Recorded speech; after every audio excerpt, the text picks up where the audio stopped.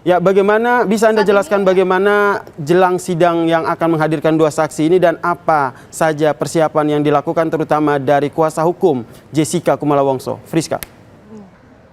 Ya, jelang sidang saat ini ada sejumlah hal yang sedang dipersiapkan oleh tim kuasa hukum dari terdakwa Jessica Wongso. Ada dua saksi yang akan dihadirkan pada hari ini. Yang pertama dari pembantu terdakwa, pembantu dari Jessica Wongso. Yang kedua adalah ahli psikologi. Apa saja yang akan digali? Saya akan tanyakan lebih lanjut kepada Oto Hasibuan. Pak Oto, selamat pagi. Selamat pagi. Pak Oto, dari dua saksi yang akan dihadirkan, yang pertama yakni pembantu Jessica, yang kedua ahli psikologi. Saya ke pembantu Jessica dulu, apa itu yang akan digali?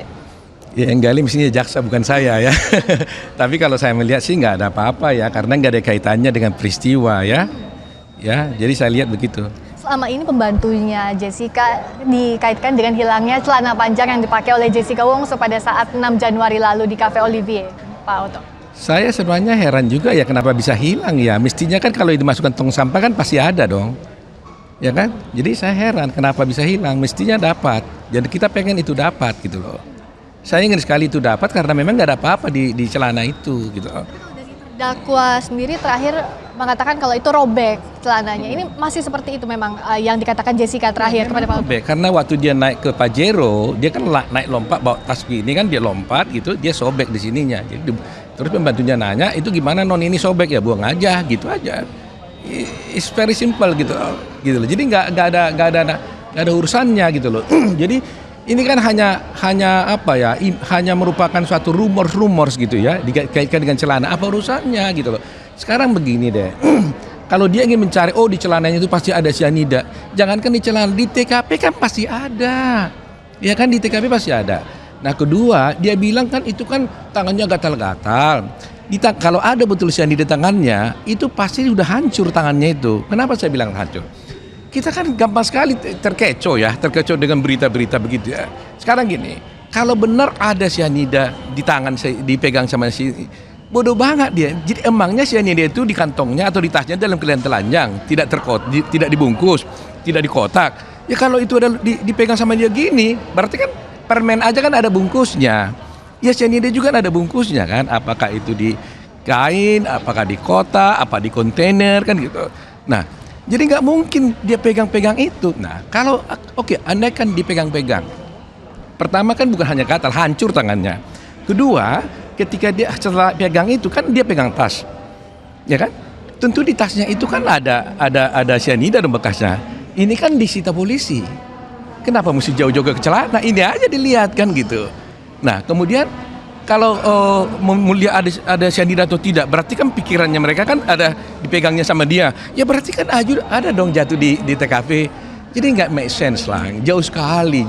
Itu hanya membuat suatu opini ya, penggiringan opini aja menurut saya gitu loh. Selama ini celana panjang Jessica dikaitkan dengan adanya cyanida di sana, nggak make sense kok. Terlalu jauh lah saya pikir. Di TKP pasti ada kalau ada. Apa mungkin cyanida itu telanjang, tidak berbungkus, tidak berkotak, tiba-tiba dimasukkan di tasnya? Nggak mungkin dong. Kalau itu ada, berarti di tasnya itu semua berlumuran cyanida. Karena apa? Tasnya itu kan disita. Ngapain jauh-jauh ke celana? Di tasnya itu aja dong. Nggak usah ke celana. Di tas itu pasti ada gitu loh. Jadi terlalu jauh saya kira analisanya itu. Itu menurut saya. Ahli psikologi yang akan dihadirkan ini akan menggali lebih lanjut soal kondisi kesehatan juga kejiwaan Jessica kalau yang dilihat, dan apakah ini kalau dari tim kuasa hukum tidak akan berpengaruh, artinya tidak akan memberatkan Jessica? Ini psikologi gerak tangan, gerak gerik ini itu tidak bisa menyimpulkan kematian orang, tidak juga menyimpulkan perbuatan orang, ya kan? Psikologi ini berapa lama sih dia meneliti si Jessica? Hanya dalam waktu 60 menit, masa dia bisa menentukan gerak-geriknya ini seperti ini gitu kan? Nah nanti kita akan uji, dia sampai ke kesimpulan gerak-gerik itu apa. Nggak boleh, jadi kita jangan begini loh, oh ini ahli yang ngomong. Nggak boleh gitu, ahli yang ngomong menentukan siapa? Hanya hakim kan? Tapi kan ahli boleh ngomong, tapi kan harus dilihat referensinya, dasar berpikirnya, metodologinya gitu. Ini kan bicara saintis gitu loh. Sama dengan kemarin ahli, saya tanya metodologimu apa? Dia bingung, ya kan? Ketika ditanya, terus mereka nggak bisa jawab, nggak mau jawab lagi malah ahli teknologinya. Nah bagaimana seorang ahli ditanya nggak mau jawab gitu loh.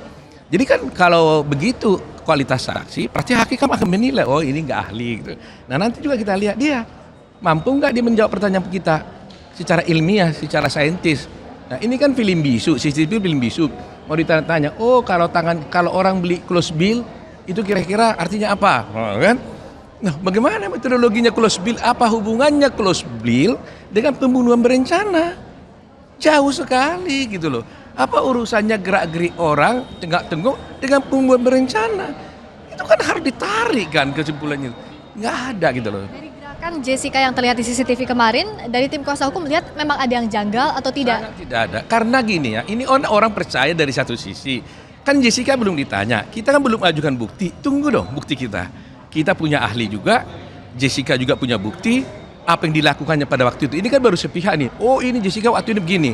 Kalau dikatakan, oh dia mengambil ini. Kalau saya buktikan bahwa yang diambilnya itu, bagaimana? Dia bilang, oh dia cengok begini. Kalau saya buktikan lain gimana? Tapi saya nggak mau ngomong sekarang dong. Ini kan defense saya, ini kan saya punya argumen. Nanti saya keluarin. Jadi masyarakat nggak boleh langsung percaya, oh begitu. Enggak, tunggu dulu. Dia boleh ngomong apa aja, tapi saya punya bukti sebaliknya gitu loh. Ya. Terdakwa yang membuka tas juga memindahkan gelas. Nah itu selama ini dicurigai, itu memasukkan cyanida di sana, juga memindahkan gelas milik Mirna. Dari Jessica punya buktinya kalau itu bukan memasukkan cyanida. Sekarang kan begini, logika gampang aja. Katanya, ya kan? Itu paper bag-nya itu dibuat menyusun supaya jangan terlihat gerakannya Jessica. Masuk akal nggak di foto kemarin tuh? Gelasnya itu diangkat di atas loh, bukan dari bawah. Kalau dia mau menyembunyikan gerakannya, tentunya digesernya dari bawah dong. Ini dari atas, di atas paper bag. Loh, berarti nggak benar dong tujuan dia menggunakan paper bag itu untuk menyembunyikan sesuatu. Lihat di gerakan ditunjukkan itu, diangkat begini. Dan masih banyak nanti saya buktikan bahwa kami meragukan isi CCTV itu, ya kan? Karena apa? Karena diperoleh dengan cara tidak sah, ya kan? Jadi sekarang ini kita udah terkecoh selama ini, Friska. Apa yang terkecoh, apa yang tidak sah? Kita sudah menonton CCTV yang tidak berasal dari barang bukti. Barang bukti itu kan ada di box jaksa itu. Yang diputar yang mana nih sekarang nih? Anda lihat kan? Yang di flash disk kemarin itu kan ada di boxnya jaksa. Terus yang diputar selama ini apa? Yang selama 12 kali kita sidang. Dari mana itu? Nanti akan saya tanya pada hakim, kenapa apa yang kita putar 12 sidang ini dari mana ini? Pemindahan dari DVR ke flash disk itu menjadi masalah kalau tim kuasa hukum. Satu, sekarang asli yang disita oleh polisi itu kan mestinya itu yang diputar dong. Ya kan? Ternyata yang diputar kan bukan itu. 12 kali sidang ini. Flash disk itu berada di plastik kan, disegel sama polisi. Mestinya itu dong yang dicolokkan didengar kita lihat. Kok ini yang lain gitu lah. Jadi kita udah terkecoh menonton persidangan selama 12 kali dengan menonton CCTV yang tidak berasal langsung dari alat bukti. So what? Persidangan ini harus diulang lagi atau gimana? Apa batal? Dan dari terdakwa punya barang bukti yang kuat untuk mengcounter apa yang sudah ditampilkan. Sangat, cuma harus fair. Kalau dia mengajukan bukti, kasih dong kepada kita bukti itu agar kami bisa verifikasi. Kalau tidak kan kita hanya menduga-duga. Nanti kalau bilang nggak sah, salah saya. Kalau saya bilang palsu, saya salah. Nggak boleh kan? Saya hanya mengatakan saya ragu. Untuk membuktikan keraguan saya, kasih barang itu. Kenapa tidak berani kasih? Kenapa jaksa harus tidak berani kasih? Kan katanya peradilan yang fair. Kalau dia punya bukti, kasih kepada saya. Nanti kalau saya punya bukti, saya kasih dia, nggak apa-apa. Fair dong, exchange kan? Nanti hakim yang menilai gitu.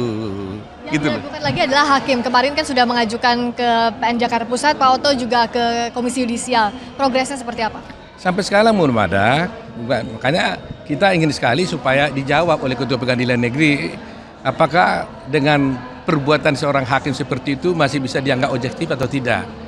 Saya yakin sekali siapapun yang ditanya apa yang dilakukan hakim besar itu totally wrong. Totally wrong. Bagaimana seorang hakim menyatakan secara terbuka di persidangan yang sedang berjalan mengatakan tanpa saksi pun bisa dihukum. Bayangkan itu. Kalau Anda sebagai terdakwa, tolong dulu pikir Anda sebagai terdakwa. Hakim bilang tanpa saksi pun bisa dihukum. Ya, kalau memang tanpa saksi bisa dihukum, untuk apa kita periksa saksi? Ini kan karena apa dia bilang begitu? Karena saksi mengatakan tidak melihat Jessica melakukan apapun, termasuk memasukkan ini, tidak pernah menggeser gelas, tidak memasukkan sesuatu. Nah, 17 saksi menyatakan dia tidak melakukan apa-apa. 17 saksi, dan itu saksinya jaksa, bukan saksi adik Co.